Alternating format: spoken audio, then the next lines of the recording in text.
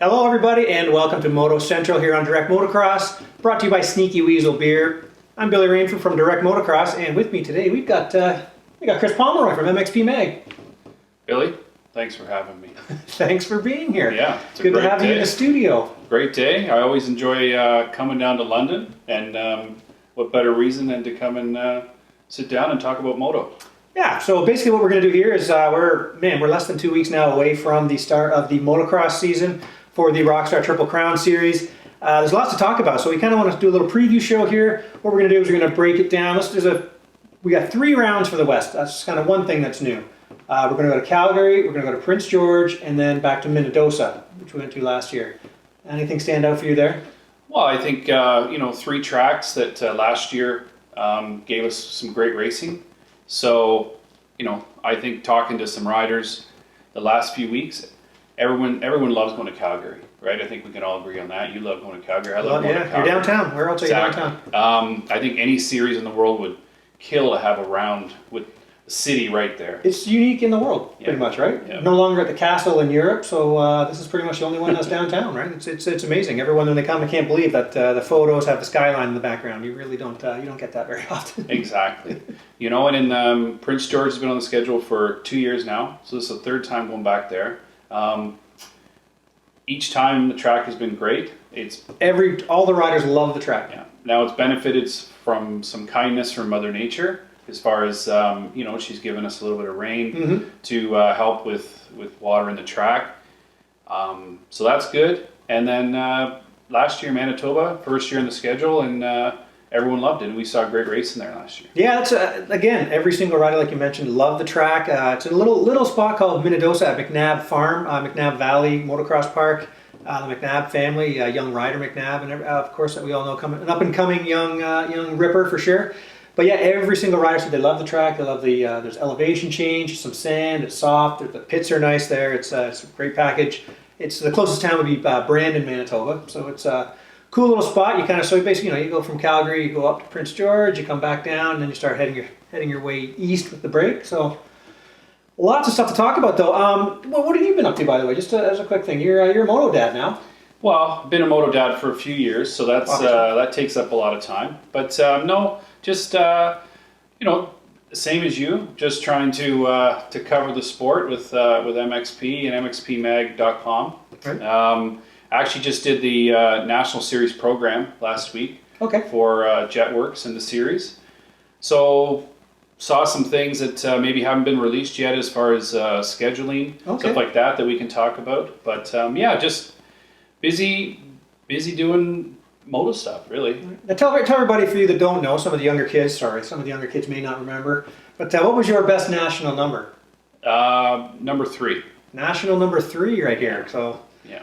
That sounds, what year, did we ask you what year that was? 97. 1997. Yeah. So for 98, I finished 3rd in 97, so 98 I wore number 3.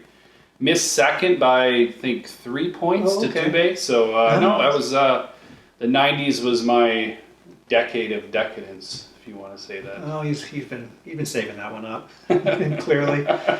All right, well, okay, so we're heading in. There's lots of new stuff to talk about, so let's break it down into the two different classes.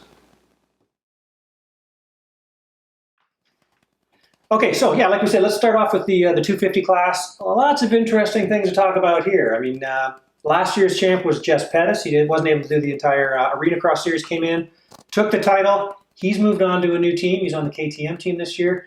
And what are you hearing about Jess Pettis right now? I know he had a crash not too long ago. I think from what we've heard, he had a slight injury. We don't know exactly how bad the crash was, how bad his injuries are. I believe he will be in Calgary. Until we hear different, we got to assume he's going to be in Calgary. Right. Is he going to be 100%? That's the big question. I think through these opening 3 Western rounds, he doesn't necessarily need to be 100%. I think as long as he's there, he's going to be fit. I think that's a given. Confidence, I think he's going to still have confidence to spare. right? Especially after such a good opening round Supercross series Yeah, this year. for sure. I think confidence is one thing he has got that Exactly. over a lot of these guys, for You sure. know. That's yeah.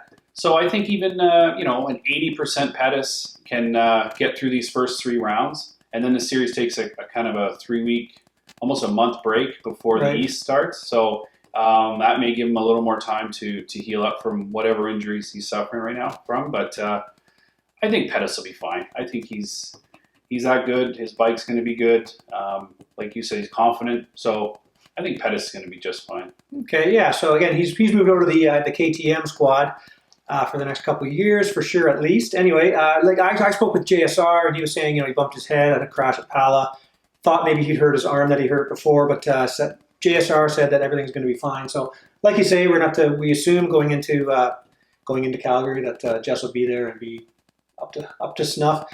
He moved, and that opened up a spot for a new rider. I know we're kind of jumping around here, but Luke Rensland now has moved into the spot at the MX101, at the Yamaha team there.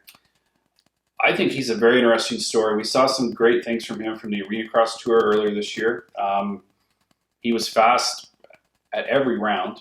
I'm assuming he's getting more comfortable with his team, with his bike, with his surroundings. Yeah. We've seen, over the years, a lot of American riders come up here, and some have struggled. Some, seem to adapt really well. He seems to me like a rider who can adapt to different tracks and different situations. So, yeah, he's a real. I think he's going to be a threat. Podiums, maybe some moto wins early. I think it's important he gets off to a good start.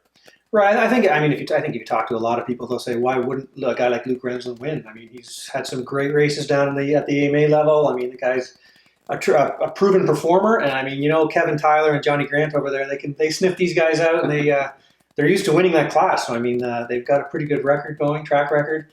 So I think there's some interesting guys at the top that is going to be. I'm going to say this about a whole bunch of guys. It's hard to bet against this person. It's hard to bet against Luke Rensland. It's hard to bet against Jess Pettis. Last year too. Joey Crown finished second last year in the series. He will not be joining us for the whole series. Unfortunately, that injury I said he compressed a couple of vertebrae. He did say that he wants to come back and race Gopher Dunes and Deschambault. Okay. So we won't be seeing him. So don't be looking for Joey Crown to be competing for the title this year, unfortunately.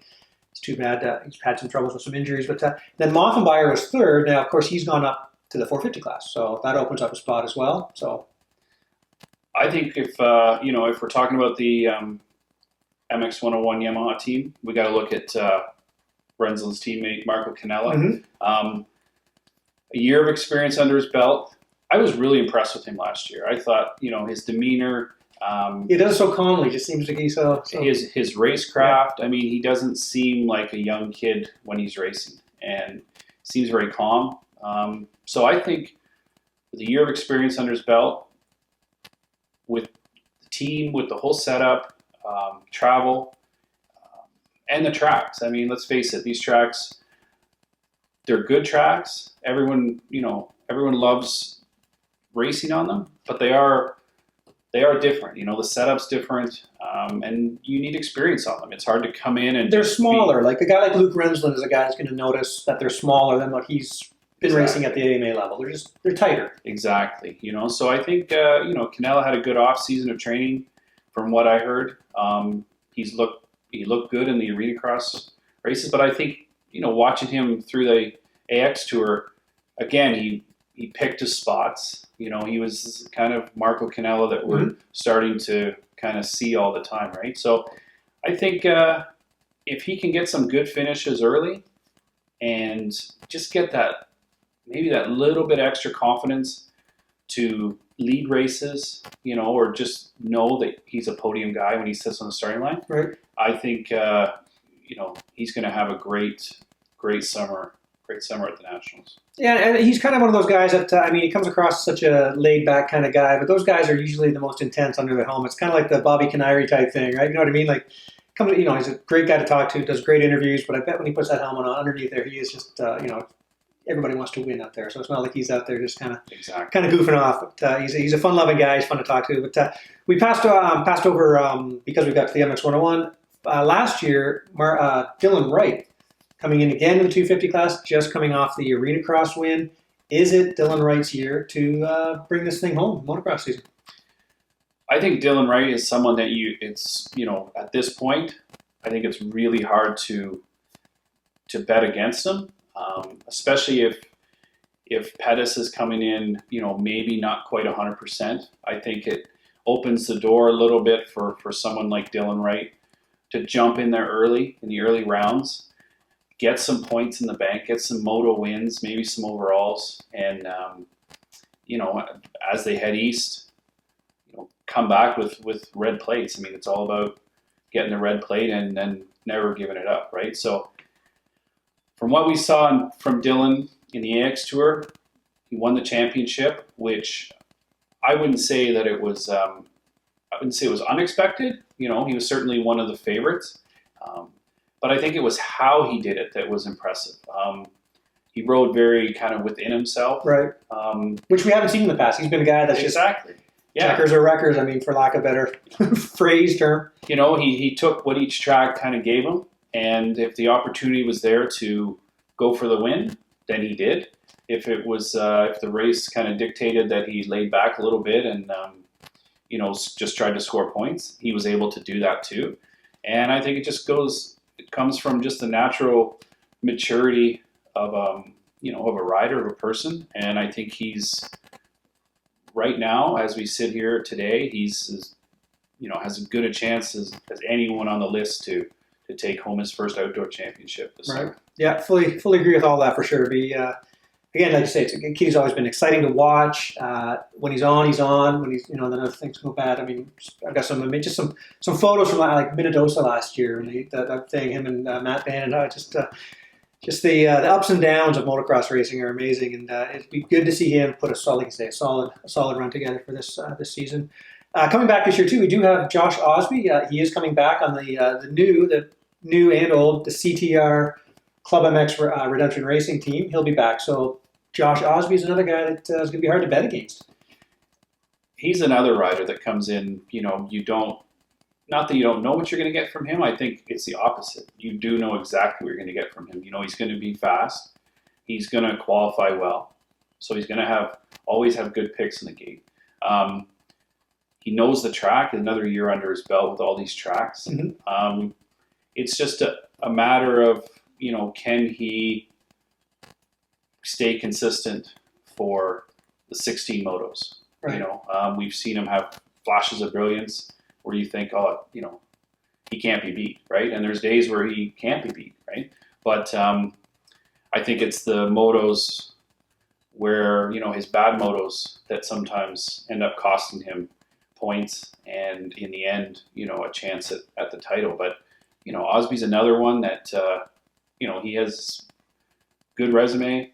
He did well in Supercross earlier this year. So he's got to be confident. And, same kind of same team, but different setup a little bit. So bringing in a guy like Skip Norfolk kind of thing. Yeah. That could be the missing piece to the puzzle for us. We don't know, but he's another one that he's got to get off to a good start and then find a way to just have that balance and consistency for the rest of the series. Right. What I love about him is he's a guy mentally, he thinks and knows he should be winning. Like Daytona Supercross last year, I'm not sure everybody noticed this or not, but he wasn't at the front, but in his mind, he knew he should be. And he was doing that section, that crazy rhythm section that other guys were doing. He was one of the few guys doing it, and he was consistently doing it. He wanted to be at the front. So he's a guy that I like to watch because he thinks and knows that he should be up at the front. So he's going to be a guy coming in with a lot of confidence and something to prove, I think. A bit of a chip. Like he's a guy that expects himself to be up there winning. So, well, like we said, this is not his first time, in Canada. So, he's got, I think, each year his experience builds up, but also his expectations build up. Like you said, he expects to be out front. And we've seen him out front in the early rounds in the past. And, perhaps that weight of expectations weighs on him as the series goes on. But, if he can get some wins early and then, yeah, just find that groove. I think he's going to be one of the riders to watch, you know, as the championship chase heats up towards the end of the series. Right. Okay. Now let's move. We're going to quickly go a couple other guys here. We mentioned Marco Canella was his rookie year last year. Another kid that he came up with through the ranks as amateurs. Tanner Ward finished just behind Osby in the series. Tanner Ward, another kid, is looking really good this year. We just watched him at the Moto Cup this past weekend on a 250, battling some of the top guys on 450s. I mean, I think Tanner's got something to prove here as well. I would agree. I mean, I think it's we talked earlier about Canella and Dylan Wright with experience, right? It's all about experience. This is not, let's face it, the sport these days is as difficult as it's ever been, and as fast as we've seen. We're from Ontario, so we see these Ontario kids like Tanner Ward coming up since the 60s. And, through intermediate, pro, first year pro, the speed's there, everything's there, but there's no shortcuts to a championship, right? You need experience. Right. He's the KTM team. He's very familiar with the team, with the bike. I think he's done some off-season training with his new teammate, Pettis, which is only going to help, only going to give him more confidence. That's right. He was down at Barsha's and Carmine, all down in Florida, yeah. And I think Tanner Ward's someone that, doesn't naturally exude confidence. It's something that he has to build up. And I think he has done a great job. He's a hardworking kid. He's hard on himself, too. He expects a lot of himself. And yeah. But I will say, you talked about the Moto Park Cup last weekend. He didn't win a moto there, but he put a pass on Cole Thompson. He put a pass on his teammate, and I looked at the lap times, and he actually had the fastest lap time of the day. Oh wow! Yeah, not by much, but he's still interesting on a motocross track on a 250. Those guys, yeah. So yeah, he's good, but. I know it's starting to sound like a broken record, but I think he's someone that needs to get off to a really good start in the series. Okay, all right. Well, one other thing we need to mention certainly in the 250 class is the addition of a two-time past champion, Tyler Medaglia, making the drop down from the 450s. Guy won the 450 overall at Gopher Dunes last year. He's coming down to the 250 class. Again, like I said, a broken record for me. He's going to be hard to bet against. I mean, does he win? Does he not win? Where does Tyler Medaglia finish? I think when we talk about this championship as the series goes on, that Tyler's name is going to be one that we're going to keep coming back to as far as one of the favorites. I'm really interested to see how his speed is compared to the Pettises and the Wrights and the kids. Basically, we call them the kids. Sure. Right. He's going to be racing against the kids. I know. He's probably using that as motivation, knowing Tyler. But yeah, he's how's he going to stack up speed wise against the kids? Right. And I think experience wise, no one brings more experience to the gate in that class than Tyler. He's super happy with his bike. That was evident during the Arena Cross series. Right. I don't think there's going to be a question of whether he's prepared or not. He's going to be one of the fittest that's true, and toughest riders on that gate. It just comes down to, in that class, I think it's just who can go the fastest. Right. I think if you had to pick someone dropping down from that class into the 250 class that is going to have the aggressiveness, the size, you know what I mean? He's a smaller guy. I think Tyler's the guy that you pick. I mean, I'm having a hard time not betting on him for the title. I mean, I don't know. And what a story that would be. Yeah, really, when you think about it, right? You don't see that very often where someone, has a successful, big bike career going and then drops down. Yeah. And still is able to find that success. But no, I agree with you. He's as good as any, and he's also very good at. He's proven this throughout his career. He's very good at adapting to different tracks. He can ride in any condition. We've seen him win motos. You mentioned Gopher Dunes. He won a moto at Walton. I mean, two tracks that couldn't be different That's if they right. tried. Yeah. Right? So, yeah, he's going to be. I don't want to say he's the X factor because I don't want to. He's not that unpredictable. Right. But yeah, he's for guys like us, media guys and fans. I mean, this is a great story, and I think it's one of the things that the series needs this year is that someone like Tyler going down, making waves, and seeing what's going to every moto. I mean, it's going to be like, how's Tyler going to do? I'm excited. For sure. I'm personally excited to see how it all unfolds. Yeah. And again, it's these kids. A lot of these kids are just coming up, and Tyler's a guy they've looked up to from like 10 years ago, kind of thing. You know what I mean? And now they're actually going to be racing against him, so it's kind of cool. I think the 250 class, it may come down to consistency and not having a mechanical or a problem, because there's so many guys that are fast that it's going to be so exciting. You don't want to see anybody standing at the side of the track with a mechanical or with a weird crash or something that takes them out. So consistency is going to be a thing. Is Calgary going to be our answer? Maybe not, because guys just want to get through the first round. You know what I mean? Safely. But as we go on, it's going to be interesting to see what happens. But those are some of the guys. Oh, sorry, go ahead. Sorry, just revisiting Tyler for a second too. I think he's his strength will be obviously his experience, right? But I think he'll be the best in the class at looking big picture. I mean, we're gonna have for sure. one less round this year. He knows what's important. He knows when not to get freaked out. Exactly. But there's one less round, as we spoke about in the intro.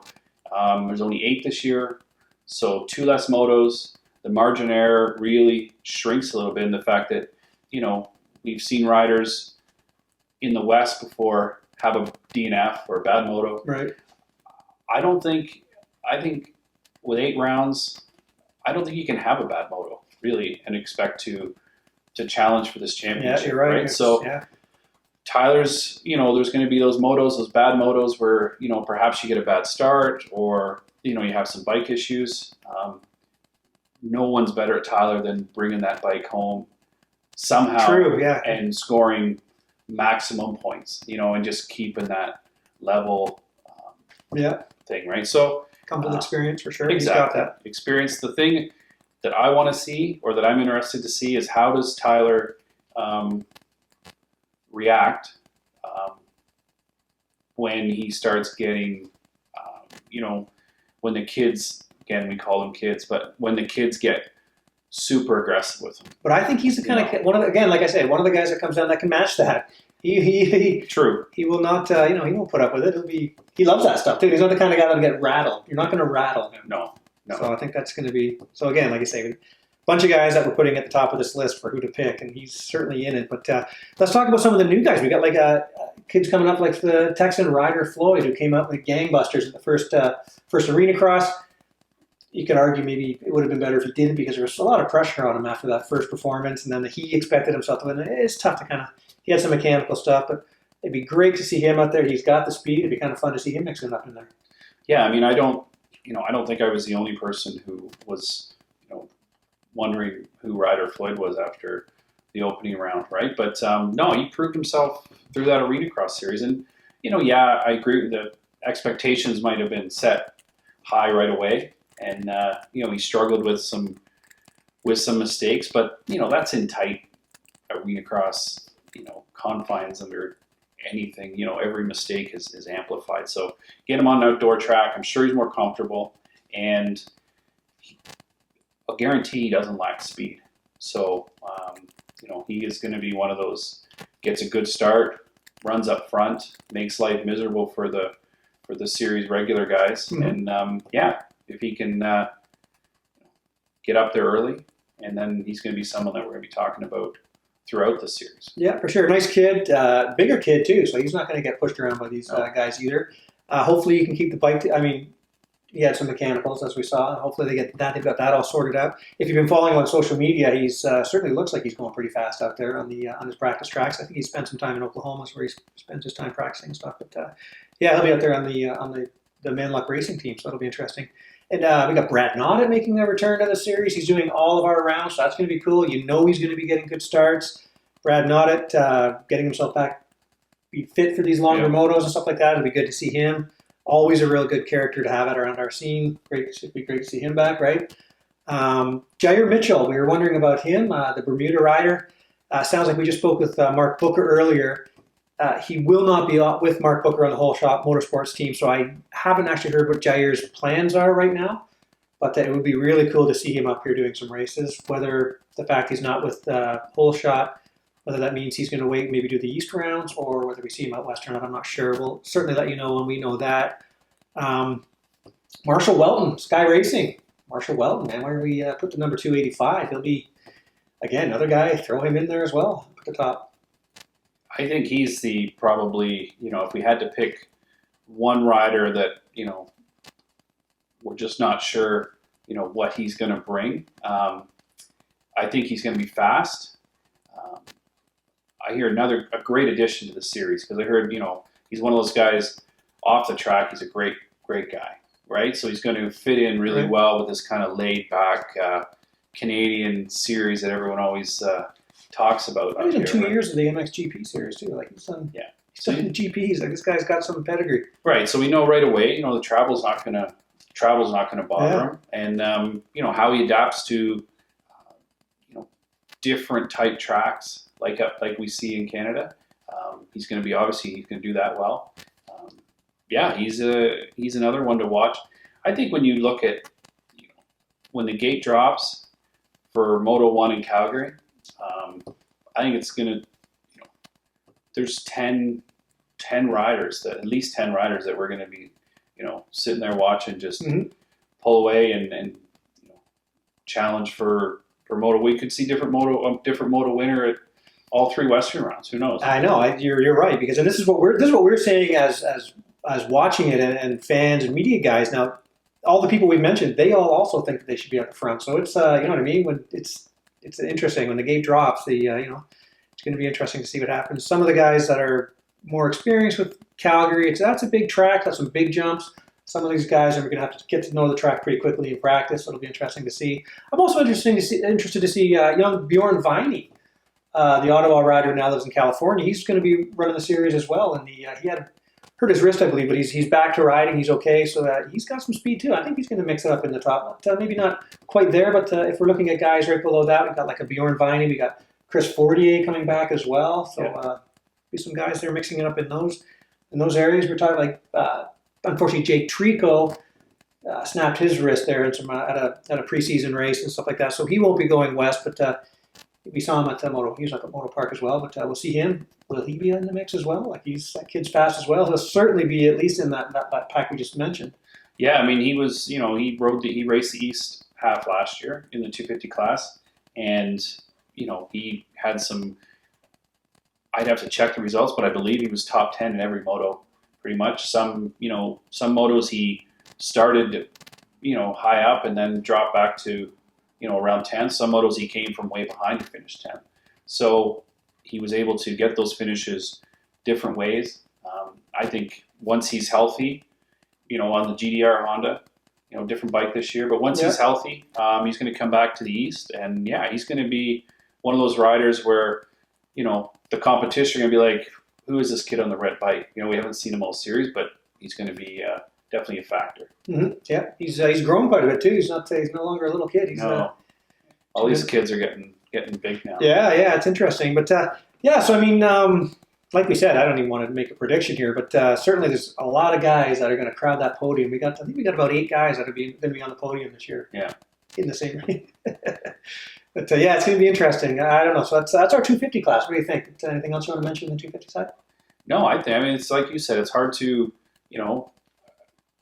we're going to make a prediction to who's going to win the championship. I think at this point it's it's going to be pretty hard to do. I'm on record already. One of my writings, one of my stories that I picked Tyler Medaglia. So I guess I'm on record as saying that. So I'll stick to that.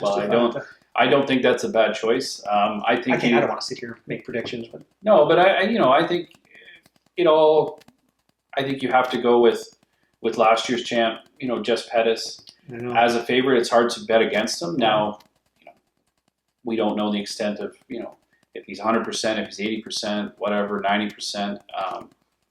But I think as the series goes on, and he's gonna. It's hard to bet against last year's champ.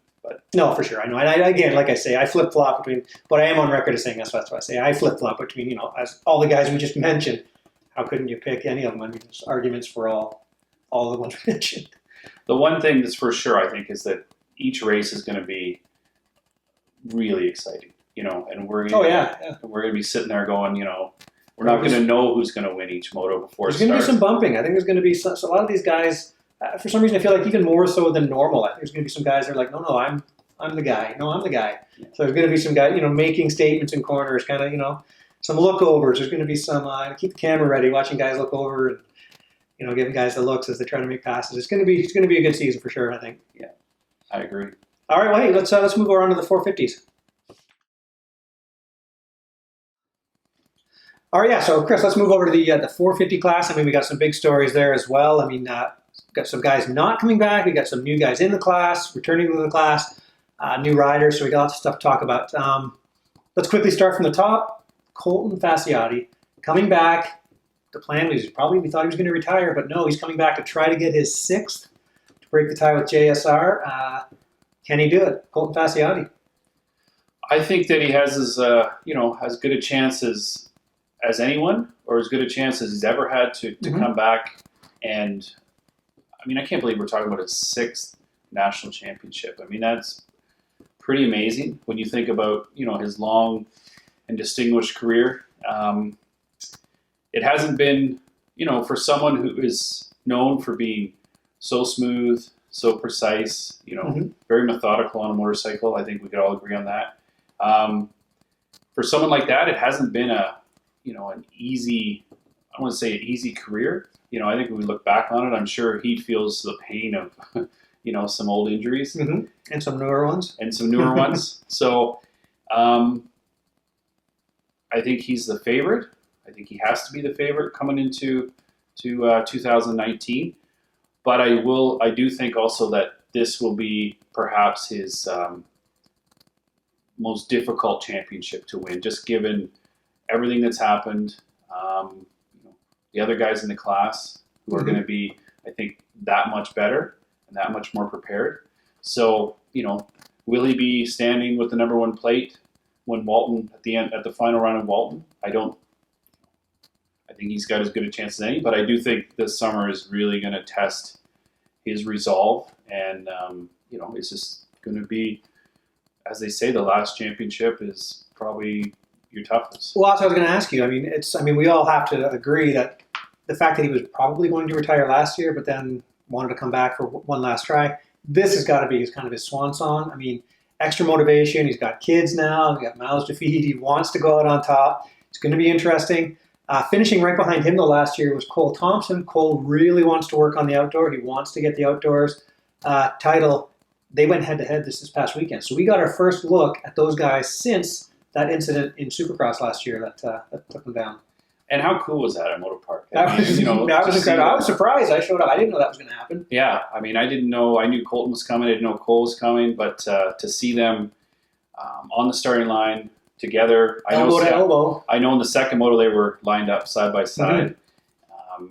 First moto they had. I like the photo you had with Seth Hughes between the two. Yeah, the intermediate rider, kind of as a buffer. But first time since Quebec City. I don't think we need to go too much into what happened. Did we learn anything in Quebec City? I mean, I think it's clear that both riders obviously want to win. Both alpha males coming in. This is their Colton's been there, like we said. Right. Cole's looking for his first 450 outdoor championship. I think he's more motivated than ever to get that championship this year. And I think we can also agree that there's probably no love lost between these two, I wouldn't think.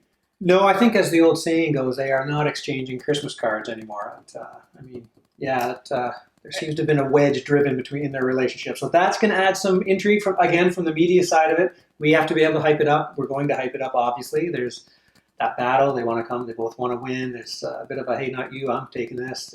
Will they bump each other? And I kind of do think that's how, we're not saying that these riders should dislike each other or, hate each other or, come to blows off the track. But I think it's kind of, all things considered in pro sports, I think this is kind of how it should be, how it has to be between two of the top riders. I mean, This is local racing. This is professional level sports. Yeah, and these aren't, we've seen so many times in the past that these riders are very cordial to each other, almost overly cordial, Right. And it's kind of coming from someone who raced in the '90s when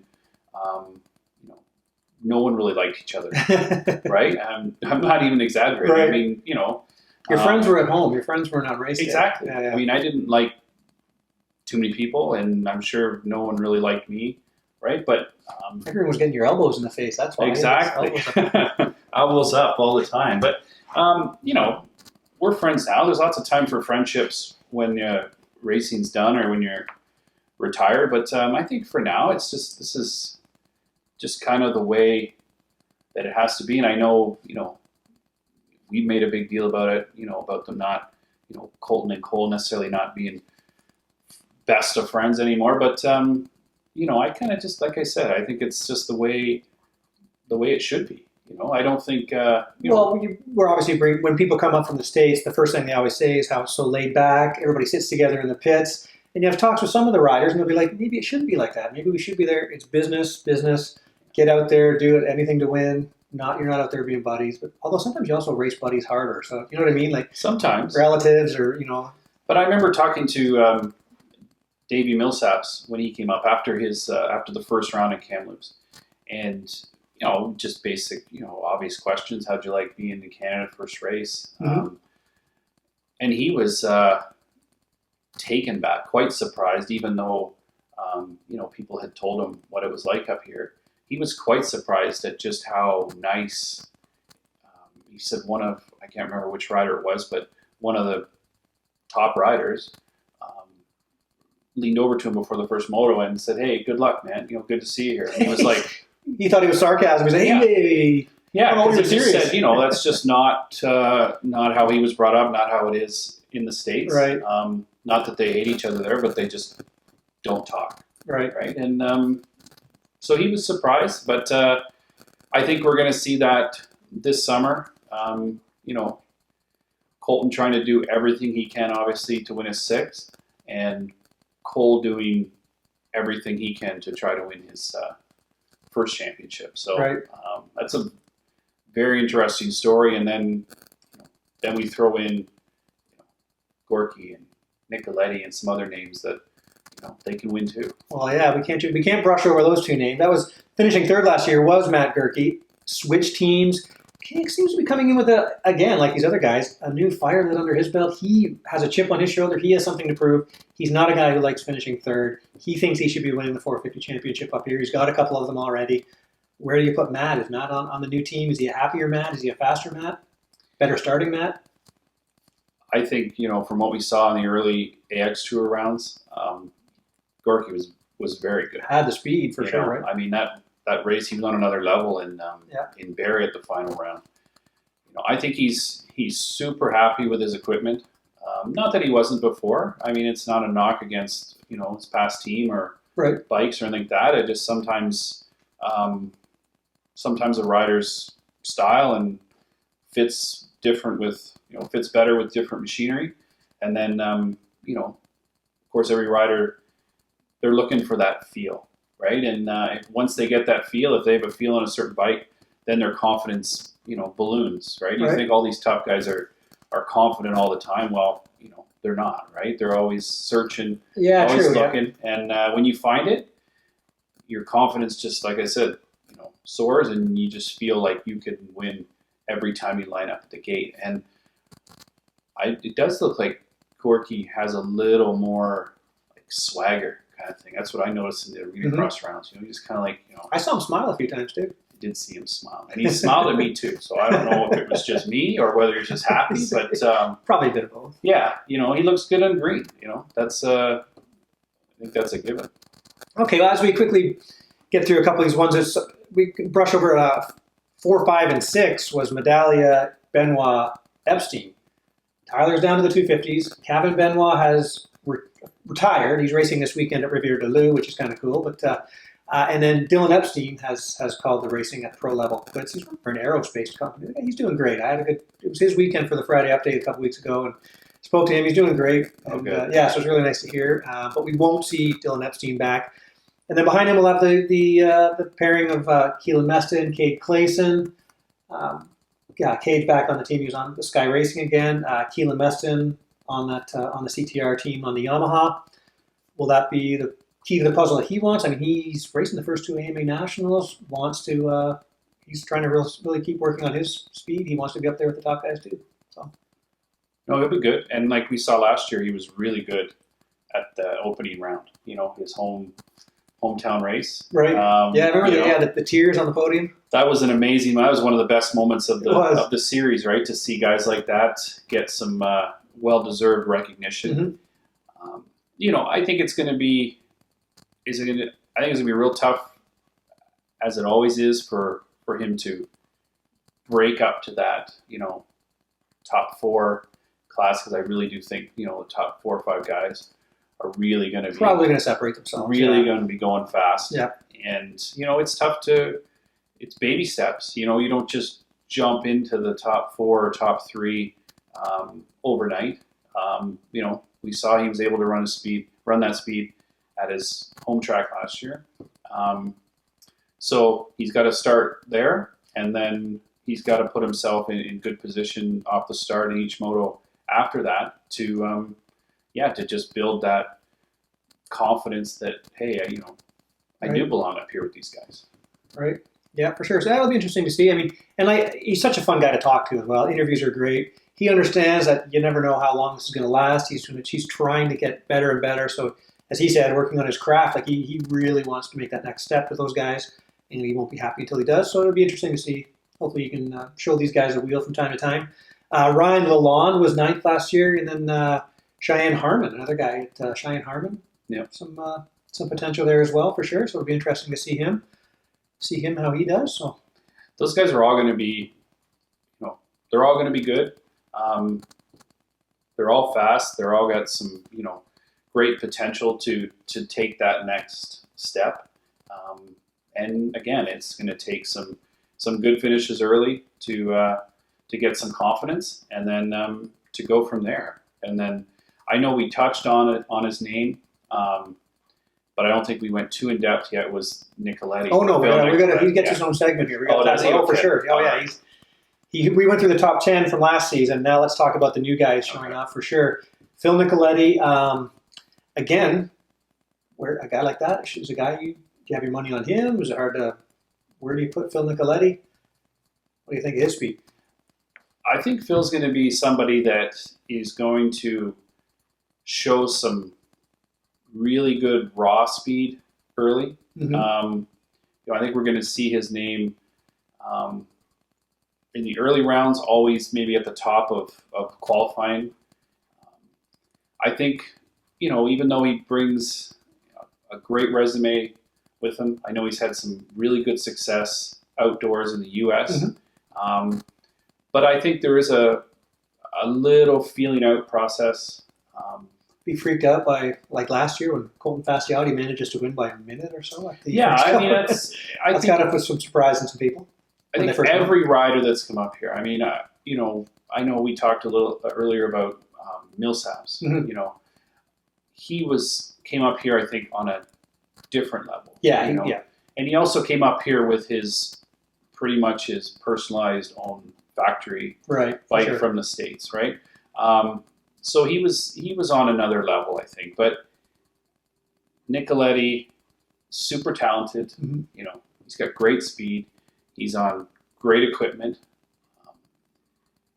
I think he'll adapt to the tracks pretty good. I'm sure there's always going to be a few little growing pains with how our tracks are set up. That takes a little bit of time to figure out.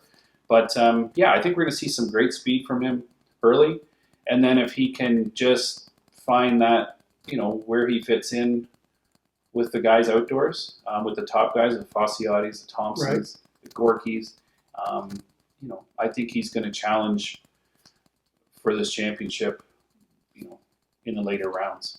Right. Okay. And I think, again, like you say, confidence has so much to do with it. He believes he should be up there winning. So it'll be interesting to see what happens at the first one. We know our guys go so fast at Calgary.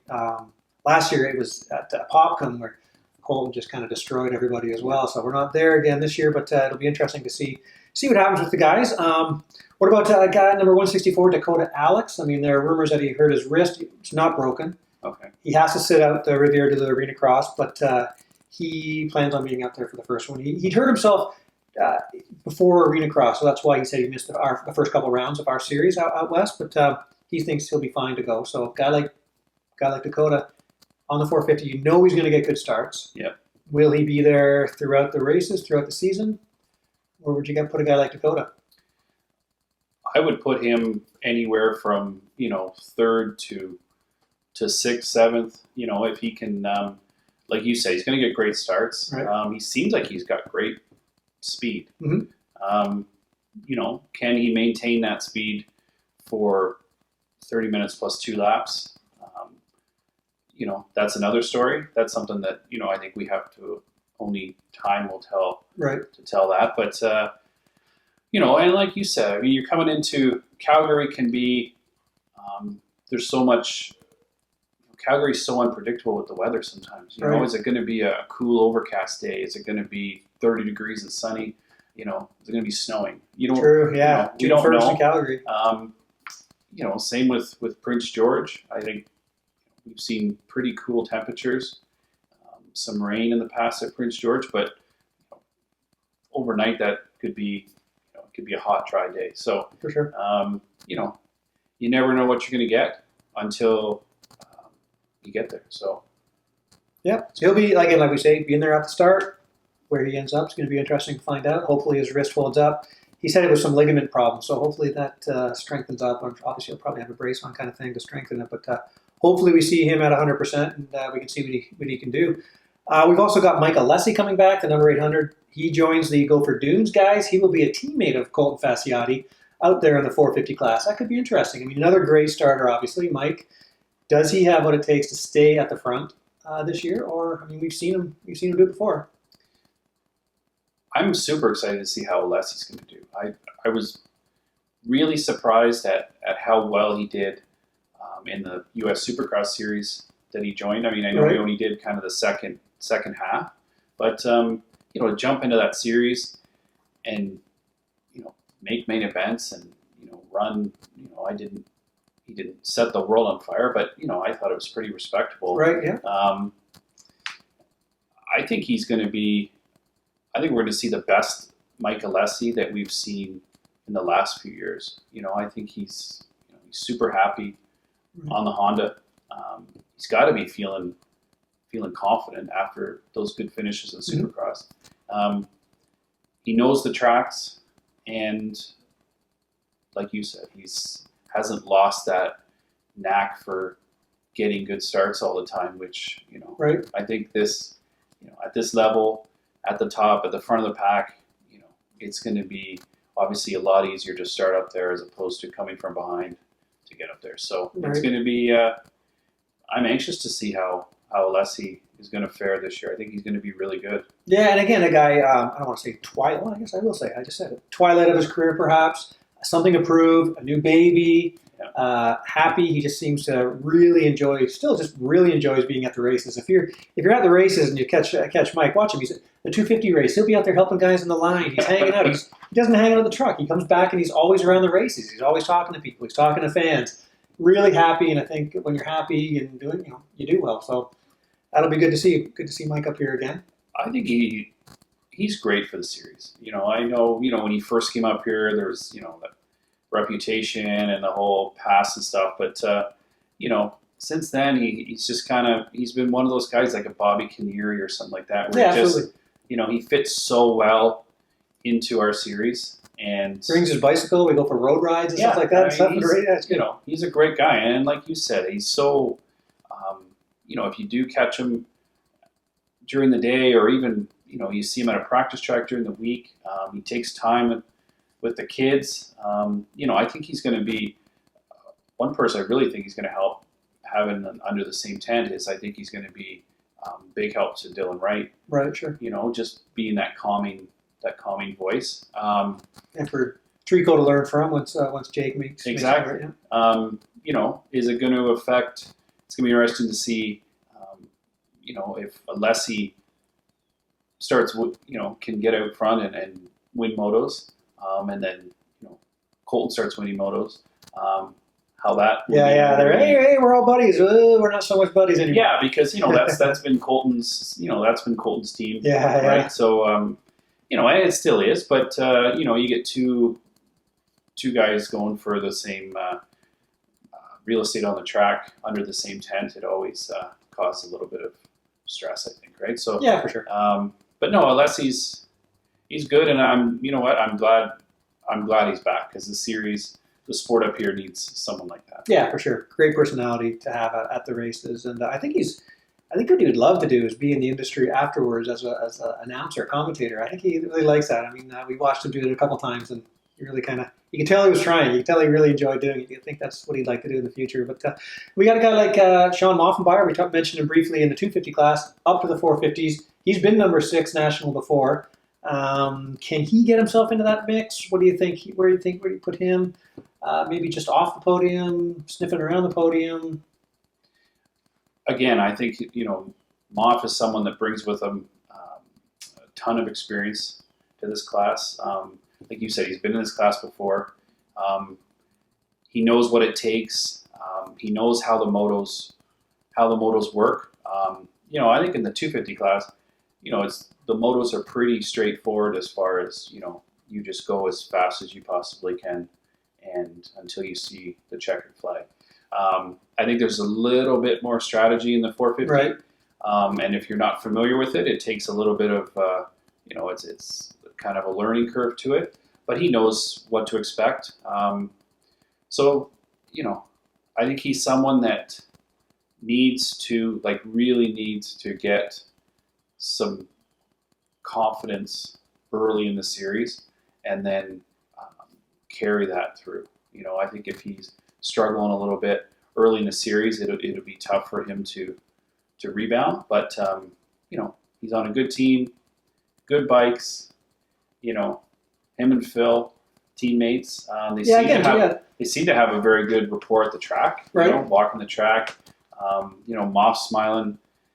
Phil's almost smiling. Right. So I think that's a good chemistry under that tent. So yeah, I think Moff's going to be, one of those guys that, he could win a moto, or he could finish 5th or 6th, depending on how he starts. Right. Okay, for sure. Now, there's a couple things too. We got just a couple things to touch on here. That kind of covers most of the call them contender sort of thing for wins and top 5 sort of thing. We got guys like it'd be interesting. We got Josh Cartwright who's going to join up the series in the Eastern rounds on a 450 for the PRMX guys. So that's going to be fun to see him in there. He's probably a guy that you want to throw in there right around the top 10 kind of area. A guy like Josh Cartwright. We got guys like Mike Brown who's going to be at Calgary doing a few things for the. He's on a Yamaha with the FXR crew. So I love when Brownie shows up. Yeah, it's great. Yeah, I love when Brownie shows up. You ever go on YouTube and watch some old. They were calling him old, like the veteran Mike Brown, and we're talking 15 years ago. It's just amazing that the staying power he's got and how fit he is for really 47, 48 maybe. Yeah, now? I believe so. Right in that area. So that's going to be interesting. We've also got Rookie Pro, who we just saw at Moto Park as well. We've got Sam Gaynor coming. He had a back injury. He's coming back, racing himself into shape. Looked pretty good. He had the speed. He beat Canella and Ward in the one race. I saw that for sure. But, so a guy like Sam. Gaynor's a great kid. Having, again, being an Ontario guy, we've known him, since he was a little kid. Yeah, that's right. I think he brings with him, like you said, speed. I know he's super happy with the support that he's getting. He's going to be on at the OTSFF Yamaha tent. So he's going to have support. I think his biggest or his strongest attribute is just his work ethic. That kid is just, he just knows how to work, right? And a lot of young kids, I think, come up, learning how to work is something that, it's a process, right? Whereas Sam just seems to Yeah, he's he just a that's hard-working his. kid. He actually has a full-time job. He's making the money to do Right. the travel, and he's working hard. He's also a very good goalie, apparently. I think he's let the hockey go, but He is. We've actually gone head to head in goal in Oh, the industry yeah. game. He was on the other end, and I was on the other end. But he might have beat me by a goal. I'm not sure. But anyway, I didn't have the strongest defense. yeah, But, probably yeah. a D problem. But anyway, no, he's a hardworking kid, and everything's going to be. He's never, he's someone who's never been to Calgary before, never been to Prince George before. Everything's going to be new. So if he can just, kind of deal with that, process that, and go out and have some fun. I think that's in talking to him. I know you've talked to him. He's just looking forward to it, right? And when you go out with no pressure, and that's the thing. you're just pumped to be there, then and you're fit, then I think he's going to be one of those kids that a lot of series, maybe veterans, are going to hate pretty soon because he's going to be that kid at the 25-minute mark when some guys are, looking for the white flag. He's just going to be getting warmed up, right? So, he's going to be. I think he's going to be a top 10 guy. Yeah, and again, we just watched him go head to head with Colton Fasciotti and Cole Thompson at Moto Park. Did himself pretty proud. I mean, if you put the rest of the lineup in there, yeah. I mean, Cole and Colton are going to be ahead of most of those guys anyway. So where does that put him? I mean, Sam could be right in there. Yep. With could surprise some people, like you say. People are going, who's this number 80 kid, right? Yeah. It's, he's going to be good. Interesting.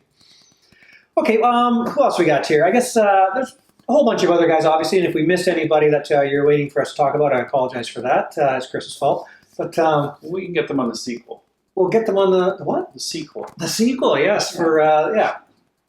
But Chris, I think we should probably wrap it up there. But it's going to be a great season in both classes. We've got lots of storylines, battles, head-to-head battles, grudge matches, call them. There's going to be all kinds of fun things to keep an eye on.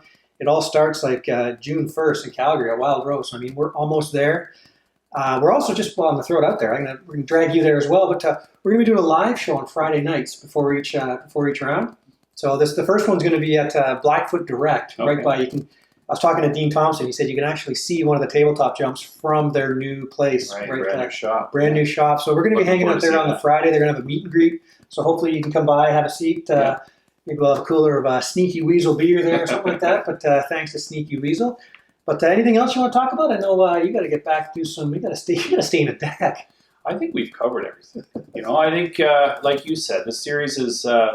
There's so many storylines that are, out there. And then as we've seen each year, after round one, round two, some new storylines come into play that, because there's always going to be, one or two of those riders that come out so strong and we're like, oh, we must have missed that guy, right? But, for sure. And it's always makes it interesting to talk about them. But yeah, the series is, they're going to live TV. Right. So as we've seen on the race day schedule, the motos, the 250 and 450 motos, all four motos are more condensed. Back to back on the hours. Right. So, it starts at noon, 1, 2, 3. So that's going to be different. I think there's a little less time in between motos. Not a lot, but I think a little less time. And they were already tight last year. So makes it tough on us. I don't know. About the team, less tough for us to get. Hard job on the mechanics. For the sure. Riders got to recover quicker. All this stuff plays into. It is kind of nice though knowing that the timing. I mean, there's no way we can have lags. You got to get for live TV. You got to get these things going, so we kind of know where to be at what time. There's also we got to touch on the fact that there's the FXR Premix Nationals. Yes. There on the two strokes. We got the Women's Nationals also, the West and the East. It's going to be pretty interesting. Are you going to whip up a 125 and get out there for any of these? I am not. No. No. I shot my mouth off and said I want one for Sand Lee. So hopefully nobody's listening. I find it very difficult to ride two strokes these days. So I'm just kidding myself, thinking I can do it, but it's just for fun. No, I will not be lining up for anything. But it doesn't mean I'm not going to be sitting on the sidelines, laughing, taking interest in it. Because who doesn't love the sound of a two-stroke, right? And you mentioned the women's. That's going to be an exciting series. Perhaps we can talk about that on the live at Blackfoot. But sure. I think we're just almost a week away. Pretty exciting. Yeah. All right, so so there you go, guys. That's kind of our preview show for the 2019 Rockstar Triple Crown Motocross Championship coming up. It's going to be an exciting 8 rounds. I want to thank Chris Pomeroy for coming in and hanging out with us here. Shooting the breeze about the moto stuff. It's always kind of fun. We could sit here and talk for all afternoon, but I think we could. But yeah, thanks for having me. You can check me out at mxpmag.com, MXP Magazine. Looking forward to going to Calgary. We talked earlier about the track, the scenery. It's a great spot to kick off the series. Yeah, for sure. Well, yeah, let's how about we end it there, though. Thank you very much for watching Moto Central here on Direct Motocross. I'm Billy Rainford. Chris Pomeroy, as just said there. Thanks to Sneaky Weasel. And next thing we'll be doing will be the live show next Friday from Calgary. Cheers.